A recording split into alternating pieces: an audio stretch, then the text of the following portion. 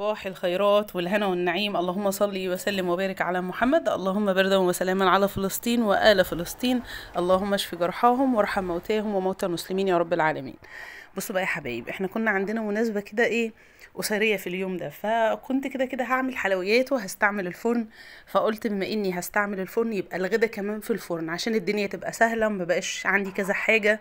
فقلت اعمل ايه، قعدت ادعبس بقى في الديب فريزر ده بقى اللي بينفعنا، الحاجات اللي احنا الشويات اللي بناخدهم كده من كل اكله ونعينهم على جنب بينفعوا.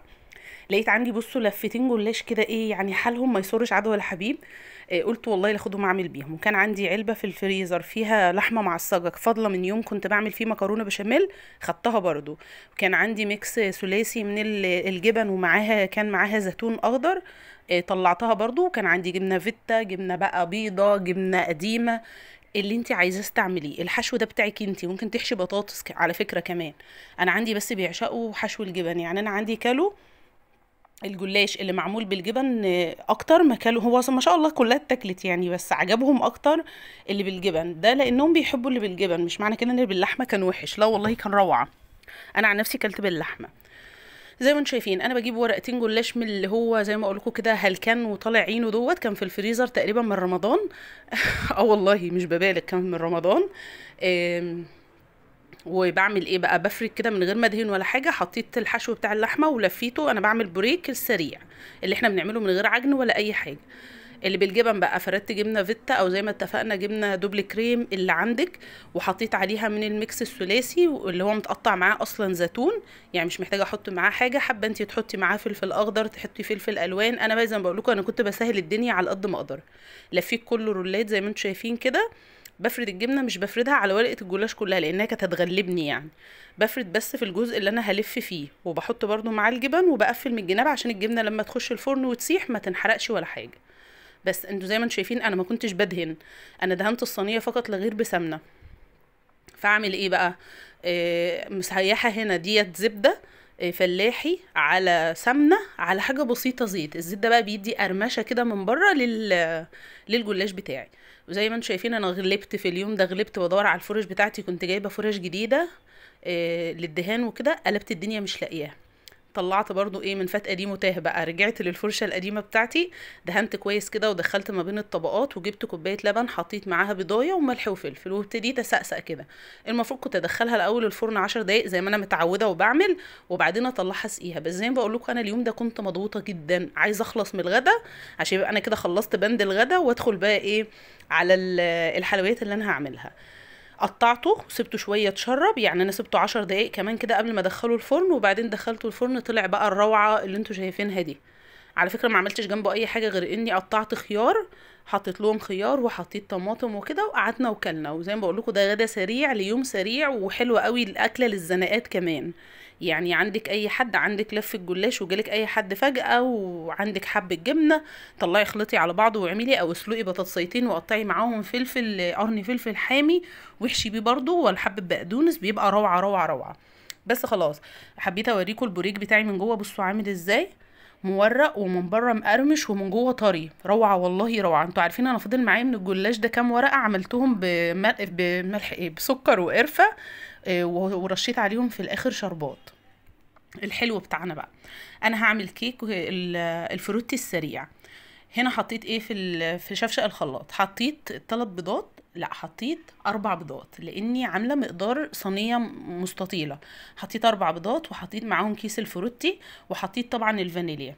ما حطيتش اي حاجه تانية. هضرب كله لما البيض بتاعي يبقى هش، واحس ان هو يعني حجمه زاد تمام. اقوم حاطه معاه كمان معلقه صغيره ممسوحه من الخل. الخل يا جماعه بيدي نتيجه حلوه قوي اذا كان مع المخبوزات او الكيك. فانا حطيت معلقه ممسوحه من الخل، وهحط كمان هضرب ده كله مع بعضه. انا اهم حاجه عندي ضربه البيض الاولانيه دي يعني، وفي الخلاط الدنيا كلها سهله زي ما انتم شايفين كده. بصوا انا بضرب كله في الخلاط. نزلت بقى نزلت كوبايه ونص سكر. ليه؟ انا عامله مقدار ونص. انت ممكن لو هتعملي مقدار صينيه صغيره هتشيلي يعني هتحطي كوبايه واحده سكر، هتحطي بيضتين بس كده. انا كمني عامله مقدار صينيه كبيره شويه، فحطيت كوبايه ونص سكر، ضربت شويه حلوين، السكر بقى مع البيض بيدي برضو فوليوم حلو. وحطيت كمان كوبايه زيت. تمام كده تمام كده. هحط معاهم الزيت واضرب. ممكن كنت احطي تقولي ايه، ما تحطي البيض والسكر والزيت مع بعض في الاول واضربي. لا والله ده ممكن اعمل كده ساعات لو مستعجله او مزاجي مش حلو، ماليش مزاج. بس انا لما بعمل بضرب كده وبدي كل مرحله حقها وبضرب كويس بتطلع النتيجه احلى كتير.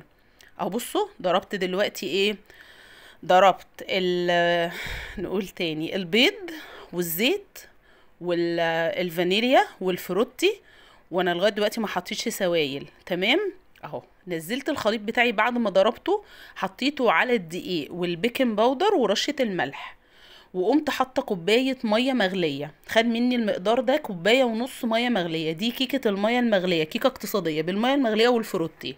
تمام. ممكن تقللي عدد البيض، ممكن تستكفي بيضايه واحده زي ما انتي عايزه، بس هتطلع اقل في الحجم شويه. هي دي كل الفكره. دخلتها الفرن بتاعي على درجه 180 في الرف اللي في النص. هعمل بقى دلوقتي، احنا عملناها قبل كده مع بعض بالتفصيل، ممكن اسيب لكم لينك كيكه الميه المغليه وكيكه اللبن المغلي في اسيب لكم اللينك بتاعها في اول تعليق مثبت او في صندوق الوصف. اخيرا افتكرت اسمه. طيب هعمل ايه دلوقتي؟ هعمل كيكه الشاتو. برضو هعملها بنص لبن ونص ميه مغليه، الاتنين مغليين. تمام.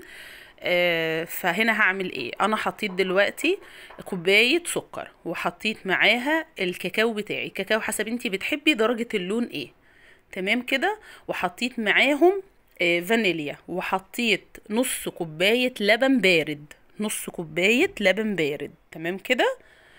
هضرب ده كله في الخلاط، وهو بينضرب كده في الخلاط هجيب بقى مقدار الزيت بتاعي، بس لما احس ان هو اختلط كويس، بس عشان السكر بتاعي ما يبقاش محتت كده، يعني ما يبقاش باين في السكر بيقرقش يعني. المهم جبت بقى كوبايه الزيت بتاعتي، وهنزل هنا من غطا شفشق الخلاط بسرسوب الزيت زي ما انتم متعودين بقى لما بنيجي نعمل اي كيك شاتو.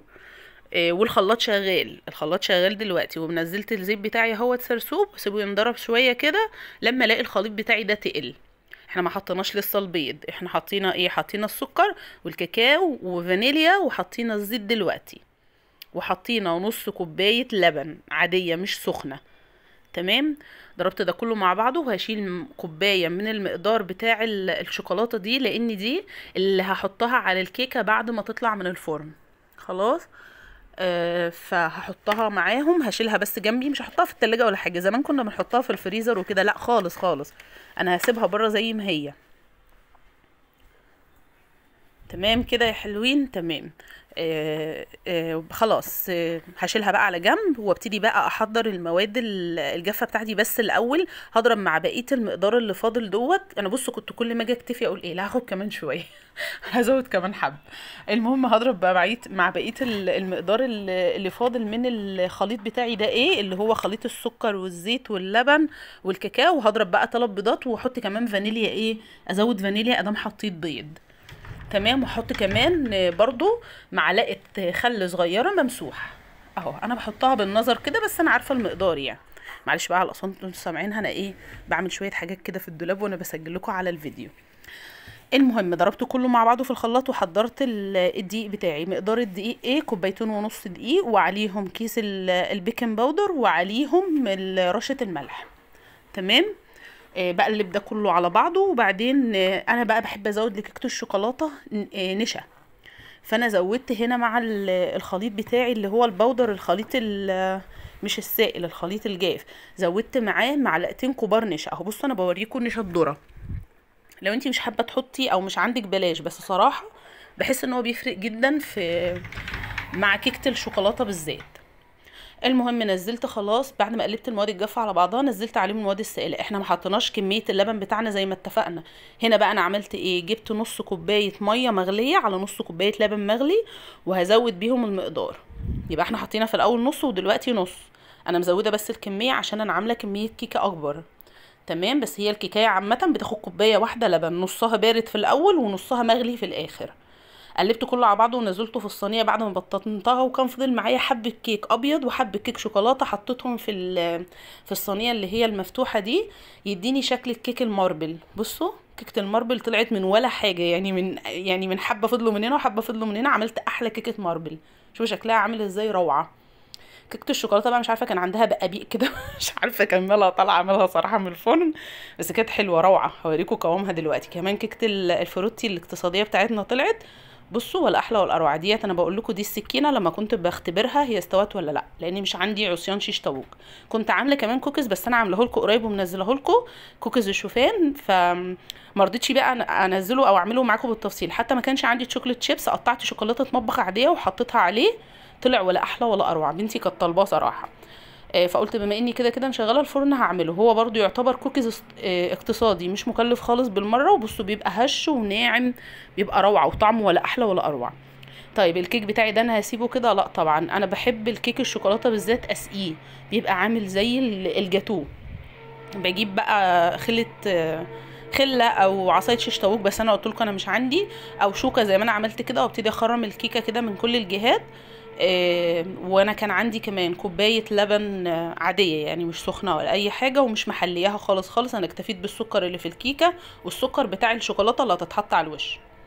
فسقيتها باللبن اهو، ده لبن عادي مش سخن يا جماعه. سقيتها وهسيبها شويه لما تتشرب. وهروح كمان اعمل في كيكه الماربل كده. كيكه الماربل دي اتفقنا ان احنا عملناها من نفس خلطين الكيك، فضل منهم حبه خلطتهم على بعض وبظهر المعلقه كده او الشوكه، ورحت مقلباهم مع بعض، اداني الشكل الكيك الماربل ده. سقيتها وبعدين هسيبها بقى تتشرب شويه كده. الاول اللي على الوش ده القشطه بتاعه اللبن، هسيبها تتشرب شويه كده حلوين، وبعد كده هقوم مخرمه برضو الكيكه الماربل واسقيها هي كمان زي ما سقيتها هنا. الكيك بتاعي يا جماعه لسه دافي، الكيك بتاعي ما بردش 100%. انا بعمل الخطوه دي والكيك دافي او هو لسه طالع من الفرن. موضوع ان انا اسقيه دي عشان يتشرب اسرع. فخرمت برضو كيكه الماربل بالشوكه، وقمت سقياها باللبن، وهسيبها بقى ايه هي كمان تتشرب قبل ما انزل عليهم صوص الشوكولاته. تمام كده يا حلوين، تمام يا حلوين. ربنا يا رب يكتر مناسباتكم. وصراحه انا بحب في اي مناسبه عندي انا اعمل للولاد حاجه حلوه مش مكلفه قوي. يعني حتى لو كلفتك مش هتيجي ربع ما تجيبي حاجه من بره شارياها جاهزه يعني. وصراحه احنا بنقرف قوي لو جينا ناكل حاجه من بره ولقيناها مثلا زفره او حاجه، وحصلت معانا قبل كده في جاتوه وقفل نفسنا صراحه من الحاجه من بره. فانا بعمل لهم كده احسن ما نروح نجيب تورتايه من بره بقد كده. والله طول ما انا قادره ربنا يا رب يديني الصحه كده، واعمل لهم اللي هم عايزينه كله. وانا عندي صراحه مش من عشاق الكيكات الدسمه قوي، اللي هي بقى طبقات كريم شانتيه وطبقات شوكولاته لا لا، مش عندي يعني، مش عشاق الحاجات دي قوي. ممكن نفسنا الجبنه ليها كده كل فين وفين، بس في العادي لا، مش بنحبها قوي. اهو بصوا جلست الكيك بتاعي بطبقه الشوكولاته اللي كنت شايلاها. بوريكم اهو، بصوا ده شكل الكيك الماربل، سبته في الصينيه زي ما هو، والكيك التاني قطعته وحطيت كده في اطباق على قد كل واحد فينا. عايزه اوريكم بصوا قوام الكيكتين عامل ازاي، اذا كان الكيكه الاقتصاديه اللي بالفروتي والميه المغليه او الكيكه التانية. بصوا قوامهم عامل ازاي، ولا احلى ولا اروع. وحطيت حبه كده من الكوكيز اللي انا عاملاهم في طبق. وايه يعني اهم حاجه، بصي ارضي كل اللي حواليكي يعني باقل امكانيات، مش لازم تكلفي نفسك جامد. وانا والله ما بيبقى عندي مناسبه مثلا زي كده وعارفه اني هعمل حلويات، ببقى من بدايه الشهر عماله اجيب في حاجات. يعني مره مثلا انزل السوق اجيب دقيق، مره اجيب بيكنج باودر وفانيليا، اجيب شوكولاته كده، يعني بخلي عندي الحاجات دي. بس خلاص هو تقريبا المقطع ده اتعاد تاني مش عارفه ليه، بس والله الكيكه دي فعلا موفره وحلوه قوي. بصوا كمان كيكه المارفل اللي كانت لا على البال ولا على الخاطر دي، خدت حته كده في طبق عشان اوريكم، بس احنا ما كلناش منها في نفس اليوم لان اكتفينا بقى بالكيك التاني اللي كلناه. وعلى فكره عادي جدا جدا لما يكون عندك كيك انك تشيليه في الفريزر تغلفيه كويس، بس بكيسه كويس او بستريتش رول، ما بيجرالوش اي حاجه، وبيطلع تسيبيه بره كده بيفك وبيبقى زي كانك لسه عاملاه دلوقتي، نفس المخبوزات. ابصوا انا قطعت بقى جزء منها كده عشان تشوفوا شكلها روعه روعه بجد. هشه كده وشاربه بقى الاول من اللبن فمطريها، وما تحط عليها الشوكولاته كمان ادتها طبقه حلوه كده. ده احتفالنا البسيط. احنا بقى مقاطعين الكوكاكولا والحاجات دي والبيبسي، فعملنا لبن وشاي بلبن ليه عشان ماليش في اللبن قوي. وبس كده يعني. ده كان احتفالنا البسيط على قدنا كده. اهم حاجه افرح ولادي وافرح بيتي، وما خلوهمش بقى نفسهم في اي حاجه. وربنا يبارك في اولادكم ويبارك في اعمارهم، وتفرحوا كده يا رب بيهم. دعوه بقى من قلبكم باختكم بالشفاء وصلاح الحال. وما تنسونيش في لايك لو انتي شفتي الفيديو وعديتي عليه، عشان بس الفيديو يترفع وغيرك يشوفه. وانا بحبكم في الله، استودعكم الله الذي لا تضيع ودائعه. مع السلامه يا حلو.